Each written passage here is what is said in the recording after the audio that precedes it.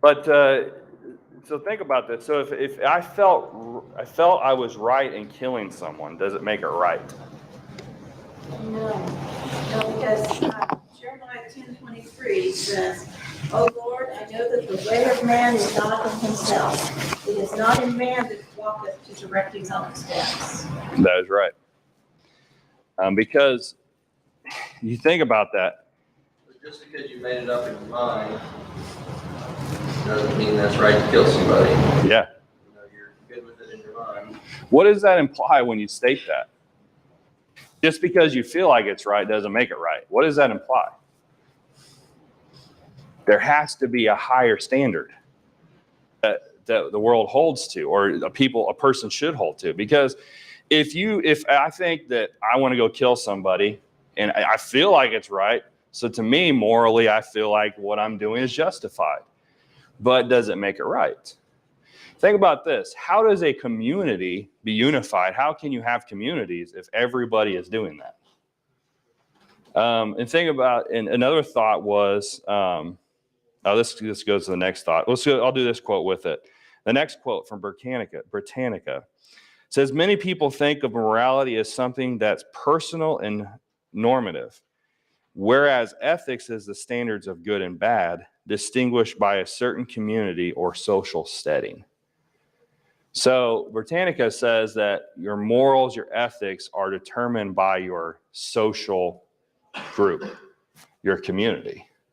I think it helps. Like, I feel like most of us here, I hope, have good morals and ethics because you know, we come to church and we associate with like-minded people, and then I feel like some groups of people that hang out with people that were, you know, do those things, they start to accept that as their normal activity, and that's normal and okay. Yeah. You know what I mean? And does that cause problems between groups of people? Yeah. You think about that. If you have, let's say you have Eagleville and you have Blythedale, and you have two different sets of morals between the two communities. What happens if somebody from Blythedale came over here and did something they thought was morally right? What do? Or we went over there and did something that we thought was morally right to them. I mean, it doesn't work. There has to be something greater. There has to be a standard. Because two communities could not work together. There will always be a conflict. And think about this, that the gospel, we've talked about this in the past, but can there be two gospels or three gospels or four gospels? They don't work. And so there has to be a standard that everybody else is based upon, or what they focus on. And that's what we're working towards. Geisler stated this: according to Aristotle, morality is found in moderation. This is another thought. The right thing is the golden mean, or moderate course of action. Hang on a second. What does it mean as moderation or moderate when you think about that? Not too much or not too little. Okay, not too much, not too little. It's just that middle ground. We're not going to go to this extreme. We're not going to go to that extreme, okay? For example, Aristotle believed that temperance is the mean between indulgence and sensibility. And pride is the moderate course between vanity and humility. Likewise, courage is the halfway point between fear and aggression. And so he stated morals are depicted or stated or a person chooses what is moral based upon the moderate action. So he says humility is not the place to be, and arrogance, what was the other one? Temperance, or vanity. Vanity and humility is two extremes. Therefore, a person needs to be prideful. He states that fear is wrong and aggression is wrong. So therefore, courage is right in the middle. Is the moderate action always the right thing to do? I guess not, because pride is not quite the best thing. No. There's extremes. A person sometimes has to go to the extreme. You think about an emergency. or in self-defense. Moderate actions don't work, do they? No. Think about in the Bible. Is there extremes in the Bible that we're supposed to do? I should have had some passages, but think about love. How many times are we told to love? And love is to be it's a great extreme. What about sometimes we look at kindness? Are we just supposed to be moderate in our kindness? And so looking at what is morally right based upon a moderation doesn't work, a golden mean. And so there has to be a standard. Now, so some people believe there is a standard. Morals have changed over time based on location. This is from a website called verywellmind.com. It says morals have changed over time and are based on location. For example, different countries can have different standards of morality. That said, researchers have determined that 7 morals seem to transcend across the globe and across time. I should have had this in your guys' notes. Sorry, I get you a copy of this. So this is believed to be 7 standard moral things that all nations throughout the world hold to. And so they're stating there has to be a higher standard that the world holds to, a person has to hold to. And so therefore there has to be some just kind of 7 moral things that everybody holds to. One of them is bravery. Say, okay, bravery. Bravery is something that a person holds to. People who demonstrate the ability to be brave in tough situations have historically been seen as leaders. And so bravery is one of them. Fairness. So to be fair, that's a higher standard that many people hold to in different nations. You need to be brave, you need to be fair, and treating everybody fair. Deferring to authority is important. And this is basically respecting authority is what they're talking about here. Respecting authority. Helping the group. That's another one. Loving your family is supposed to be a moral standard that the world holds to. Returning favors. And respecting others' property. And so those are 7 things that the world supposedly holds to. Now, when you look at those things, where do you think a lot of them come from? They started in the they got manipulated maybe. They started in the Bible. But see, that the society doesn't want to say morals come from God. That's what they're saying here. They want to say that there is some standard of morals that have been accepted throughout time and every nation holds to. And so what does God say? What is God's view on morals? And that's what we need to focus on. We're seeing what the world thinks, but what is God's view on morals? Somebody read 1 Peter 1 verse 16. Because it is written, be holy, for I am holy. Think about that. Be holy, for I am holy. It's a simple statement, but God is holy.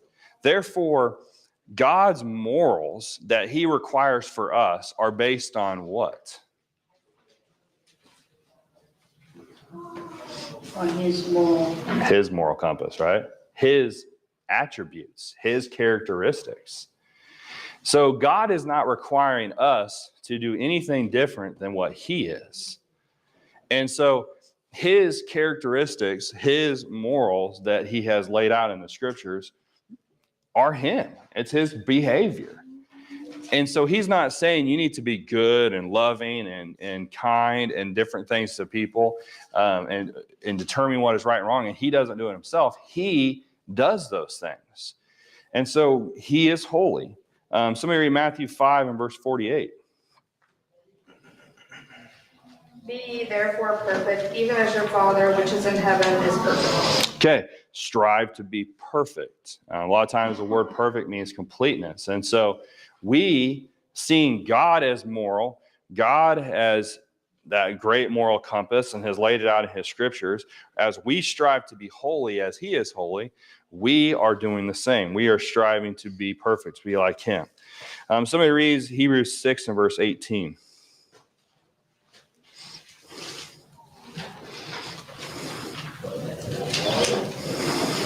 That by two immutable things in which it was impossible for God to lie, we might have a strong consolation who have fled for refuge to lay hold upon the hope set before us. Okay, does God lie? No. Therefore, God doesn't lie. We shouldn't lie because we're striving to be as holy as God is holy. Somebody read 1 John verse 4 and verse 16, or chapter 4, verse 16.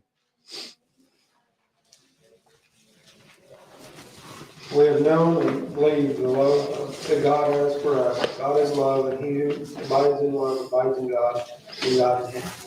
Okay, so we have God is love, and so we are to show that love. These are just a short list. Matthew 22 and verse 39.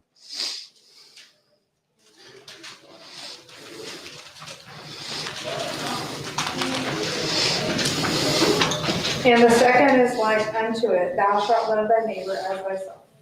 Okay, we love others because has God shown love to us? Has God showed love to everyone? Yes, he has. And so what that I'm just trying to show here, God is moral. God has a standard of morals. They're based upon his behavior. And these morals are brought out into what things that we are determine what is right and wrong. And so God's morals do not change, do they? So let me read Malachi 3 and verse 6. For I am the Lord, I change not, therefore ye sons of Jacob are not consumed. Okay, so let me read James 1 and verse 17.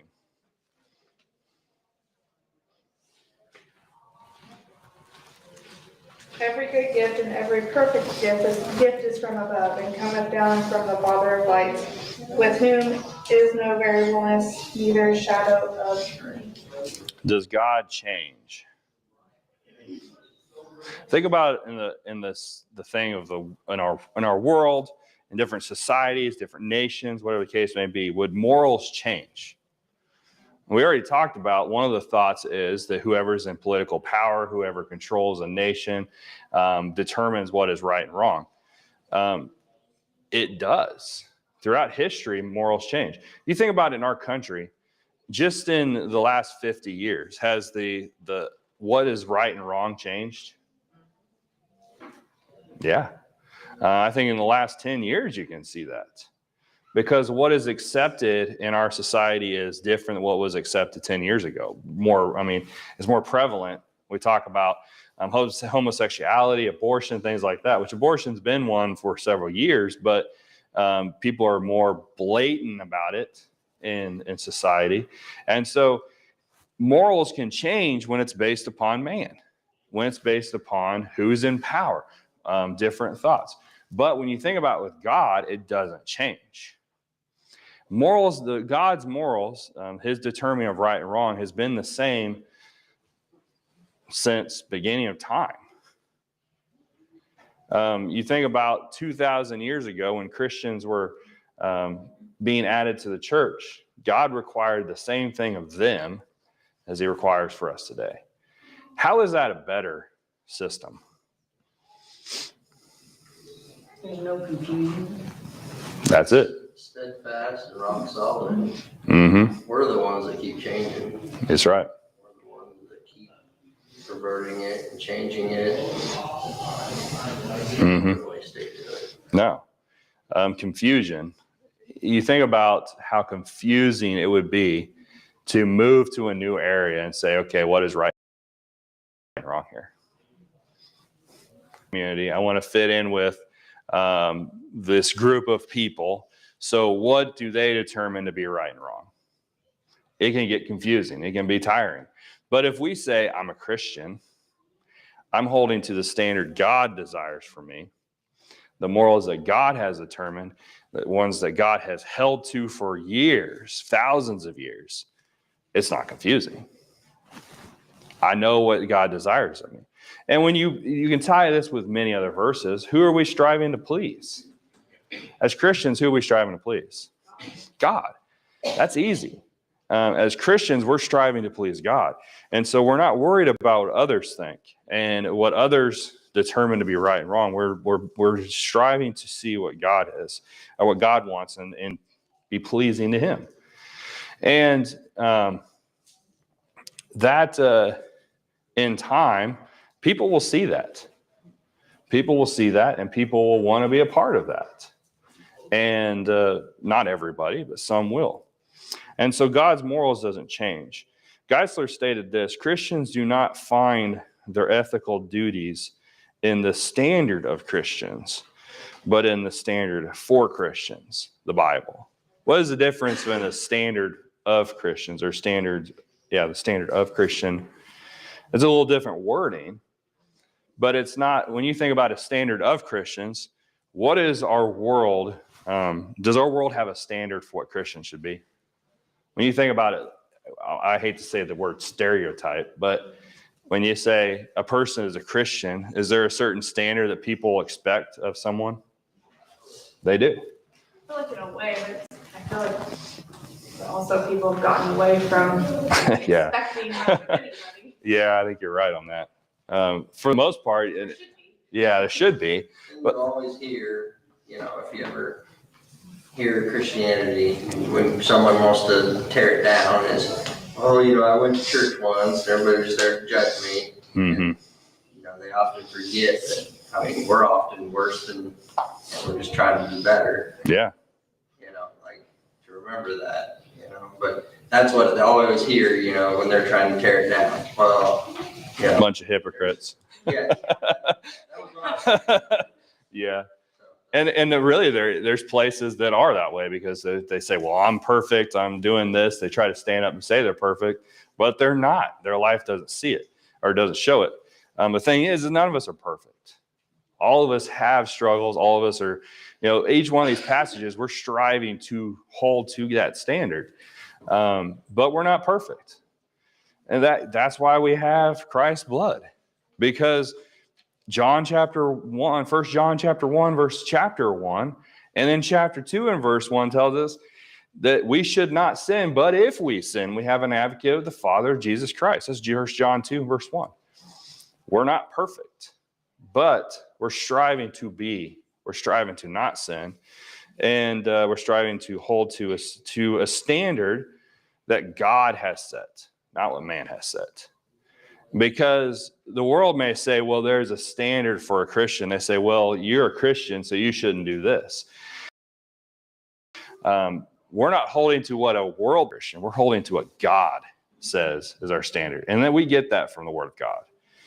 We're told what is right and wrong according to what the Bible tells us. Before we move into talking more about what's in the book, because we're going to be talking about taking a stand. Geisler has a lot of interesting thoughts on morals, and you have a little graphic there. Gina asked, "Why is it crooked?"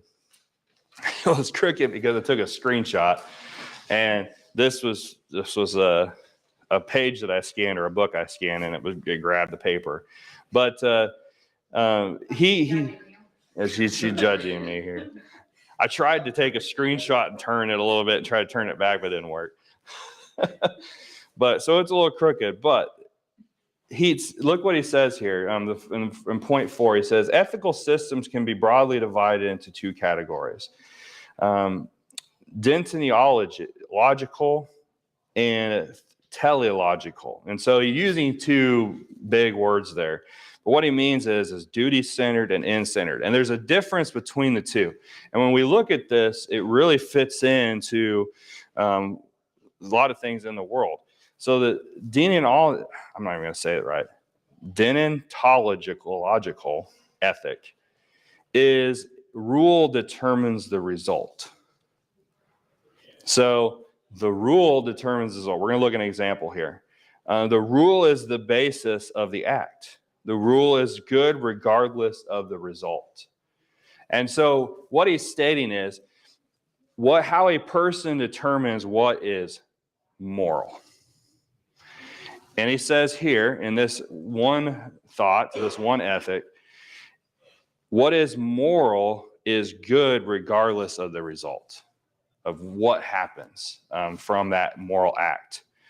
And so also he says result always calculated within the rules.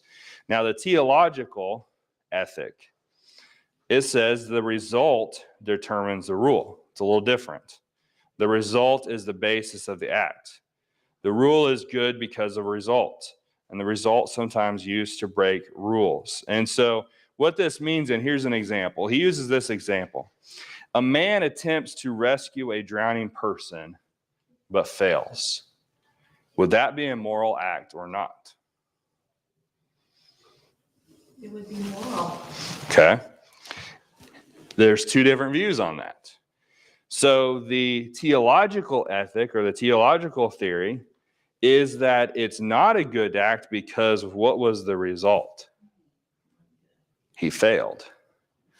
So therefore, if he failed, it doesn't make it a moral act. And the Christian ethics side, this is I'm just going to call it Christian ethics. The other ethic would say that the act was good because it didn't matter what the result was. So that person trying to save a man that was drowning, even though he died, even though he failed, it was still a good moral act because he was trying to save someone. But the other side of it would say no, because the result was he died. He failed. It wasn't a moral thing. Now, there's a more sophisticated form of this theological ethic, and it states that if a people heard about it and it had a good effect on a society, then it would be a good act. So if people heard about this grand act this person did and said, wow, this is a great thing that he did this, and it started to have a great effect on society because people looked at it as a good thing, therefore it would be a good moral thing to do, even though the act within itself they would not determine to be right. Now, let's put this in a different thought. The cross. Christ went to the cross. He died. He died for everyone, right? But because some do not return that love and follow Christ, the theological thought would be Christ's act of going to the cross would not have been a good thing. It should not have done it because his result was not good. He only has a few people follow him in the millions of billions of people who live forever or lived in this world. It wasn't a moral act because the result wasn't good. But we know because Christ went to the cross, it was a moral thing. It was a right thing for him to do. He understood it was the right thing for him to do. Christian ethics teach that if the act reflects God's nature, then it is good no matter if it was successful or not. And so showing love and kindness to others, so showing love, here's another example. If we show love and kindness to others and they do not return the act, is that a good moral thing to do? Yes, that's a biblical principle. Romans chapter 12. The end of Romans 12 tells us that. But some people would say, no, it's not a good moral thing to do because you didn't have a good result. The people didn't return that favor, that kindness to you, so therefore it wasn't worth doing. So I'm not going to do it again. Is that why you see the rampant of just nobody cares? I think you're right. See, that's why I thought we'd go look at this because it really is in our society. It's two different schools of thought. If the result is not good, I'm not going to do it. I feel like the Christian ethics side of it is like, well, you have to try, even though it's like it may not turn out in the favor that you want it to. You at least have to try and do the right thing. Yeah. But other people are But then the world it doesn't says, favor me. Yeah. after your result was bad, and then the world says, oh, you didn't do the right thing, or you should have done Right. more, and that's where Mhm. you get into the problem. Exactly, because where is the focus on the two different views? The Christian side, its focus is on the act. Is it a moral thing? Is the act moral? Is it something that reflects God? The worldly view is the result good? And so that's the difference. So in the end, the teleological is very subjective, Mm-hmm. and you'd never try again. That's what Justin's saying. That's why people don't even try. They don't care. Well, what's the point of even trying then? So this would go back to the story of the talents. The one fella, he said, I might lose this money, Mm-hmm. so I'll bury it in the sand. Yep. That's a good point. I feel like the Christian ethics side is like remember when we were little, it was WWJD, what would Jesus do? What would Jesus I feel do? like that's what it is, like that's how you have to think of it, is, you know, what would God do? Yeah, that's right. And so there's two different crazy words here that we don't want to have to use, but it's two theories that is in the world today. Everything is focused on these two. Go ahead, Mark. So if you was to, on your list up here, it says rule determines result. Mm-hmm. Since we're Christians, we put God's will determines the result. We choose God's will as the rule. Mm-hmm. God's will is the basis of the act. God's will is good regardless of result, and result always calculated within God's will. That's the way we're supposed to live. Exactly. That's what we're looking at. That's why it's a Christian ethics side. That's the morals that we are to stand to, is because it's the rule, which is God, determines everything. And the other side of it, the rule or the result determines what is right and wrong. What is the danger in that? Or go ahead, Barb. Well, the other side of this is we have two benches of Christians. We have the right Christians and we have the wrong Christians, the ones that aren't really Christians, but people in the world think they're Christians and they call themselves Christians. Mm-hmm. And so whenever the people in the world see these Christians acting in the Theological, yeah. in that way, then they think that all Christians act that way. Yep. And so they go ahead and act that way and worse, which is why the world's in that shape today. And that goes back to our standard. We're not looking at what the standard of Christians are in the world, because when we look at the standard, we're taking a collective group of Christians and we're saying, what is the standard they hold to? Because when you do that, it gives a bad name to God, because they're not really truly following the standard, which is the Bible. Right. And so, Representation. yeah, it's a misrepresentation. And that's where you get people say the church is full of hypocrites. Because even in the true church where we have Christians, there are hypocrites. There are people that say, I'm a Christian, I'm following God, but their life when they leave the building is completely different.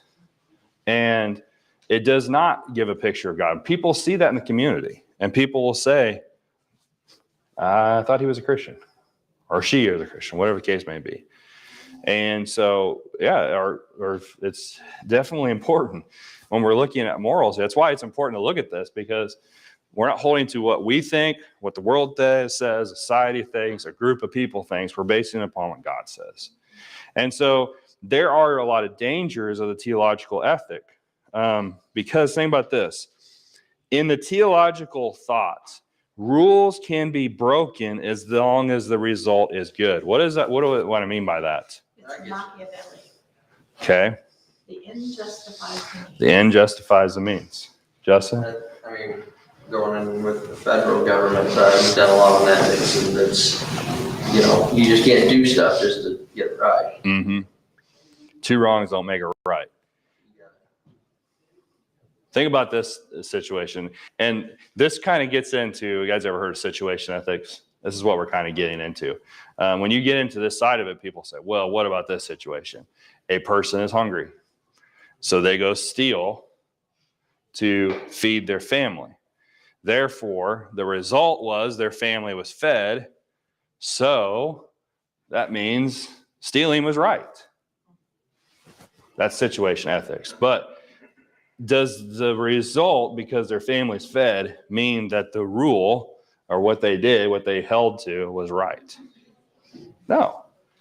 But that's what this theory states. Now, what's the danger in that today? in a person's life.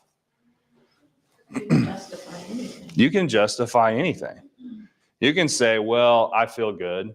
This benefited me, therefore I'm fine. And whatever act I did. So honestly, when you sit down with people there in the jail, not everybody, but some of them, they're justifying what they did because they thought it was the right act. And it doesn't matter what they think because the government says no, for one, as there's laws against what they did. But ultimately, God says it's wrong. And so it doesn't make it right. And so results can sometimes make the rules. And so if a group of people say, okay, well, if the result of this is good, therefore let's make this act good. Now let's put that in today's thoughts. Abortion. Some would say, well, the result of this abortion was good for that person. Does that justify the act? But that's what people are holding to. It doesn't matter if the act is wrong. They don't want to talk about the act. Think about an abortion. People do not want to talk about the act. They don't want to talk about what they're doing, what they're killing, who they're killing, and the process that's going through with that act. They want to talk about what? Well, my life's better because I have a child. This didn't happen to me. This didn't happen. My life's better. Therefore, because the result for them was good, that makes the act justified. That's dangerous. Another one is euthanasia, which is something that's creeping in. Really is going to be more and more. Well, the result would be better for society if, we kill off a bunch of group of people. And so there's a lot of danger with that. And so we are way past time, guys. Oops. Sorry. Huh? The abortion thing, the euthanasia, the precedent of that is that there's people that find out their child is going to be not have a good life. This is their principle to kill the child now and not have to endure that. Yeah. So